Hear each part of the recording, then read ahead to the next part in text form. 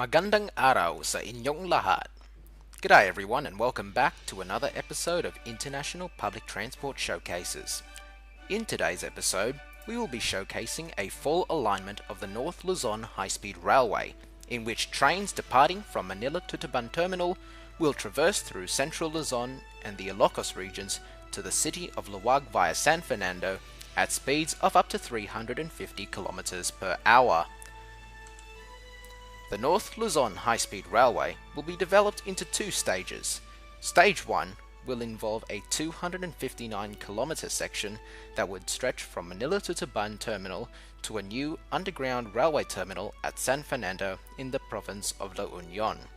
However, Stage 1 will be split into two separate stages, with Stage 1A stretching from Bocaue in the province of Bulacan to San Fernando. This section will feature 4 intermediate stops at Clark, Talac, Urdaneta and Rosario stations. Stage 1B will extend south from Bocaue to Manila to Taban Terminal, running parallel to the Northern Commuter Railway line currently under construction, and will feature 1 intermediate stop at Valenzuela, in the northern outskirts of Metro Manila. Stage 2 of the project will feature a 190-kilometer extension from San Fernando to Laoag in Ilocos Norte, with 2 intermediate stops at Candon and Vigan.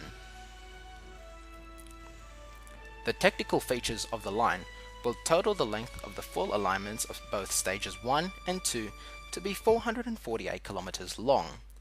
The maximum speed of the line will initially operate trains at speeds of 300 kilometers per hour due to operational costs, but eventually will have the design speed allow them to operate at speeds of 350 kilometers per hour. The entire line will be operated at a standard gauge railway, and the electrification of the line will feature 25 kilovolt alternating current operating at 60 Hz. The maximum banking will be at 4 degrees with a maximum gradient of 1 in 30. The seating arrangements of the trains would feature 224 seats reserved for first-class passengers, with a wide 2x2 seating layout. Economy class will feature 580 seats with a 3x2 seating layout, and non-reserved carriages would be able to accommodate 448 seats with an organized in a 2x2 layout, plus additional room for standing areas that will allow 392 standing passengers. This would give us a safe total capacity of 1,644 passengers, considering that standing room would accommodate 3 to 4 passengers per square meter. The rolling stock for the Manila to Laoag stretch of the high-speed railway line will feature trains that can be able to run at speeds of up to 350 kilometers per hour. The width of the trains would be similar to those in China and Japan, roughly 3.4 meters wide. As I mentioned earlier, these 16-car trains would be able to fit 1,644 passengers altogether, and this 16-car layout would allocate 4 carriages for first class, 6 carriages each for economy class, and for non-reserved passengers. There will be 20 separate toilets on each 16-car train, with 8 reserved for first class. Here we have an overview of the 448-kilometer long alignment for the North Luzon High-Speed Railway. Now note that there is a color coding scheme for the lines and for the stations. The green line here indicates Stage 1A between Bocaue and San Fernando. Stage 1B is indicated in yellow, which you cannot exactly see, but it is situated between Bocaue and Manila to Taban. Stage 2 is colored in magenta between San Fernando and Laoag. For the stations that are locked in capital letters, these stations will be served by all trains. That includes express, all stops and limited stop services. Now note that there is a variation in stopping patterns, which I will release to you a little bit later. Stations in blue will be served by some trains. That includes some limited stop services as well as all stop services. So, without further ado, Let us analyze the alignment starting from Manila to Tuban. Trains will begin in Manila to Tuban, which is the main terminus for all commuter and eventually high-speed rail services. Trains will leave the station with an initial top speed of 60 km per hour up until the Y junction right here.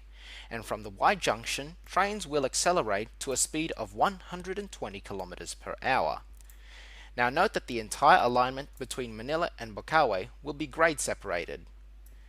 Now just north of C3, just in the east of Caloocan right here, there will be a tunnel, a short tunnel that will descend for a brief few kilometers all the way up to Valenzuela Station. This is due to the engineering challenges associated with putting a high-speed railway line on top of a commuter railway line and a motorway at the same time. There will be a stop at Valenzuela Station where all trains will stop and serve the northern suburbs of Metro Manila. The line will continue above ground in a grade-separated pair of tracks, which will separate high-speed rail from commuter rail services. Just after this section of straight track right here, there will be a stop at Bocaue Station. Now this is where stages 1A and stages 1B will be separated. Before the opening of stage 1B and after the opening of stage 1A, passengers would have to alight at Bocaue Station from their respective journeys in the central Luzon provinces to continue their journeys to Metro Manila. The separation of stages 1A and 1B are usually, as I mentioned before, the engineering challenges involved with constructing a high-speed railway alignment through the urban agglomerate of Metro Manila. Bocaue will also serve the nearby Philippine Arena, the world's largest indoor arena, and it will also serve the surrounding towns and areas throughout the province of Bulacan. The alignment will deviate from the commuter railway line, and from here trains will accelerate to a speed of 350 km per hour. The line will briefly run parallel to the North Luzon Expressway up until the Angat River near the border of Pampanga. From here, the high-speed railway line will run on its own independent alignment. It will cross the Pasig Potrero River, I believe that's how you pronounce it. It will cross this river here, and then after crossing the river, the railway line will descend into a short tunnel where it will meet up at Clark Airport as an underground station. Clark Station will serve the Clark Freeport Zone, which is right here, as well as the airport so that passengers can be able to seamlessly connect to their flights.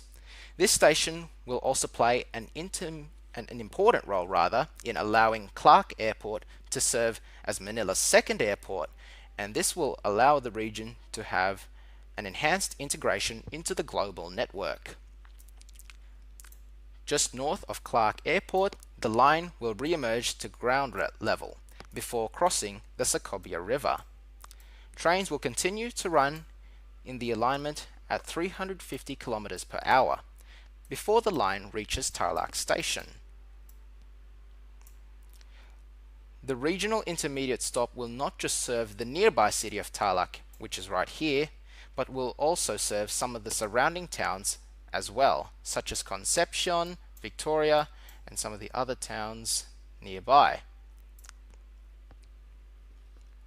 Just a quick side note, all stations will serve as major transport interchanges for their respective provinces that would allow railway passengers to interchange with cars, buses, jeepneys, and tricycles. The roads surrounding the stations would need to be upgraded in order to accommodate the increase in traffic surrounding the station. The next intermediate stop is Urdaneta Station. This station will serve the province of Pangasinan, which nearby cities such as Villasis, Rosales, Dagupan, and Santa Barbara will all use this station to access the rest of the northwestern Luzon regions as well as Metro Manila. I did consider one point allowing for a branch line to extend to Dagupan and Alaminos City. The line would, however, maybe this would perhaps probably come. This would be built potentially in the near future, but it would have to be built after the completion of the North Luzon high-speed rail network. Anyhow, the line will continue to traverse through the Pangasinan region, where trains, as I said before, will continue to run at 350 kilometers per hour. The line will cross through Bued River in northern Pangasinan before reaching Rosario Station in the province of La Union. While the township of Rosario is relatively small, this station will play an important role serving the Cordillera administrative region and the nearby mountain city of Baguio. While there is the potential extension of a railway line from Rosario to Baguio City, engineering challenges due to landslides and earthquakes could hinder the development of a Baguio railway branch. Anyhow, the line will cross through a short mountain range before bypassing the western side of Agoo. It will run through the western coasts of La Union, cross the Balili River, which is right here, before descending into a tunnel. This tunnel will drill underneath the outskirts of San Fernando before reaching San Fernando proper in an underground station. This station here marks the terminus of the 259-kilometer long North Luzon high-speed rail project for Stage 1, until the 190-kilometer extension to Laoag would be completed. Stage 2 of the high-speed rail extension to Laoag will see an underground section of the high-speed rail just near the township of San Juan re-emerge to ground level. There isn't much that goes on between here and San Fernando stations, except that it will cross the Amburayan River, which is a little bit further here, which is just around here. This is the Amburayan River, and enter the province of Ilocos Sur. The next stop on this line is Candon Station, which will be coming up very shortly. The city itself is not relatively large, around 60,000 people, but the city will be able to potentially accommodate more people through the development of high-speed railways. Trains will continue along the alignment, continuing at their speed of 350 kilometers per hour, with the occasional tunnel and bridge along the way. There is one significant tunnel, which is right here, crossing Heroes Hill near the township of Santa, and just after passing the township of Santa, the railway will cross the Lagben River via a bridge before the line makes its way to Vigan Station. A station here in Vigan will allow for the growth of tourism so that tourists can be able to visit the colonial buildings of this historic city. The line will continue to run north and run along the western foothills of the Cordillera Ranges. There will continue to be the occasional tunnels and bridges along the way, perhaps due to the uneven terrain, but as soon as it reaches the twin cities of Pawai and Batak, which is right here. Now you may notice that there is a mislocation of the labels here. It's Google's coding. Anyway, I digress. But after Pawai and Batak, there isn't really much engineering challenges, so the line will just continue on ground level before reaching the township, or rather the city of Laoag, where trains will terminate at Laoag, and this station would serve the entire region of Ilocos Norte. This concludes the North Luzon high-speed rail project for the Philippines. As a quick overview, the 448-kilometer high-speed rail line linking Manila with the northern provinces of Luzon will be constructed into two major stages, with stage 1 being subdivided into two smaller substages. The high-speed line will be able to help deliver and promote investment into the North Luzon regions, as well as the central Luzon regions, through the advancement of tourism and employment opportunities for these regions. It will also help alleviate issues caused by overpopulation in the megalopolis of Metro Manila by reallocating large populations into these regions.